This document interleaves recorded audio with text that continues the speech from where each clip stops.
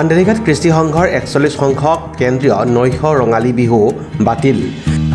দেশমাতৃৰ প্ৰতি অগাধ সন্মান প্ৰদৰ্শন কৰি দেশৰ সাম্প্ৰতিক পৰিস্থিতি আৰু মুখ্যমন্ত্ৰীৰ বিহু উদযাপন সমিতিলৈ জনোৱা আহ্বানৰ প্ৰতি সঁহাৰি জনাই অহা 26 বহাগ ইংৰাজী 10 মে শনিবাৰে অনুষ্ঠিত হ'বলগীয়া আন্ধেৰিঘাট কৃষ্টি সংঘৰ 41 সংখ্যক কেন্দ্ৰীয় নৈশ ৰঙালী বিহু বাতিল কৰাৰ সিদ্ধান্ত কৰা হৈছে। আজি অনুষ্ঠিত এক সভাৰ জৰিয়তে এই সিদ্ধান্ত গ্ৰহণ কৰা হয় বুলি আন্ধেৰিঘাট কৃষ্টি সংঘৰ সম্পাদক যুগল কুমাৰ মহন্ত, সভাপতি ৰত্নেশ্বৰ দাস আৰু উদযাপন সমিতিৰ সভাপতি সম্পাদকে প্ৰকাশ কৰে। প্ৰতি বছৰে অতি উলহ মালহেৰে আন্ধেৰিঘাট কৃষ্টি সংঘই কেন্দ্ৰীয় নৈশ ৰঙালী বিহু উৎসৱ উদযাপন কৰি আহিছে।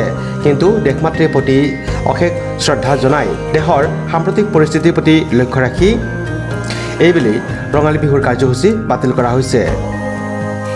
প্ৰথমতে আন্ধেৰিঘাট কৃষ্টি সংঘৰ তৰফৰ পৰা সমূহ ৰাইজকে আমি এটি বাৰ্তা দিব বিচাৰিছোঁ।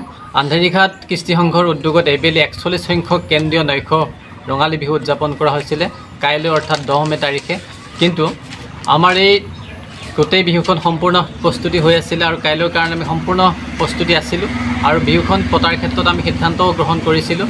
কিন্তু যোৱা ৰাতিৰ পৰা যি ভাৰত পাকিস্তানৰ মাজত দেশৰ মাজত যি সাম্প্ৰতিক পৰিস্থিতিৰ সৃষ্টি হৈছে আৰু তাৰ প্ৰতি সঁহাৰি জনাই অসমৰ সন্মানীয় মুখ্যমন্ত্ৰী হিমন্ত বিশ্ব শৰ্মা মহোদয়ে বিহু উদযাপন সমিতিসমূহলৈ যি আহ্বান জনাইছে বিহুসমূহ 10 মে'ৰ পৰা বাতিল কৰাৰ কাৰণে, গতিকে উক্ত আহ্বানৰ প্ৰতি সঁহাৰি জনাই আৰু দেশ মাতৃৰ প্ৰতি অগাধ আমি সন্মান প্ৰদৰ্শন কৰি এই যুঁজাৰুসকলৰ মনোবল বৃদ্ধি কৰাৰ উদ্দেশ্যে আমাৰ কোনো ধৰণৰ সাংস্কৃতিক অনুষ্ঠান বাতিল কৰাৰ সিদ্ধান্ত গ্ৰহণ কৰিছোঁ।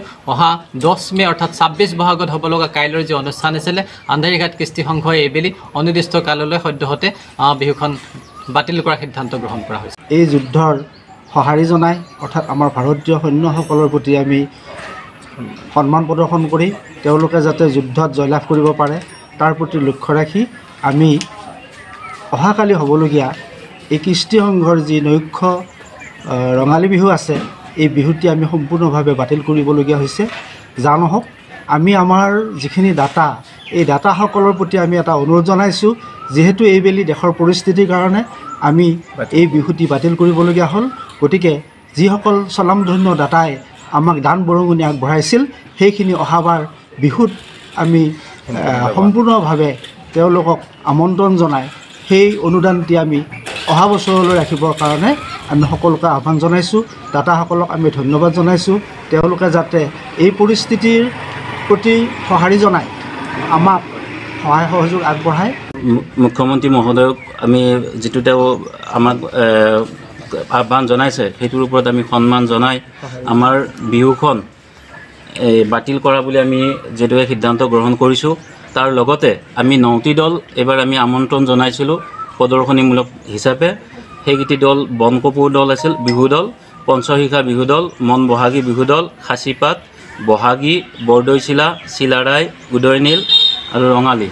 এই গোটেইকেইটি দলক আমি আমাৰ ফালৰ পৰা তেওঁলোকক জনাম এই বিহুখন কেঞ্চেল হোৱা বুলি। আৰু লগতে আৰু সাংস্কৃতিক দল দুটিও আমাৰ লগত আছিল। গোটেইখিনিক আপোনালোকৰ এই সংবাদ মাধ্যমৰ জৰিয়তে আমাৰ এই বিহু অনুষ্ঠানটি বাতিল কৰা বুলি আমি আজি ঘোষণা কৰিলোঁ, আনুষ্ঠানিকভাৱে ঘোষণা কৰিলোঁ। আন্ধেৰিঘাটৰ পৰা সনাতন Rajbongshi report, news express Assam.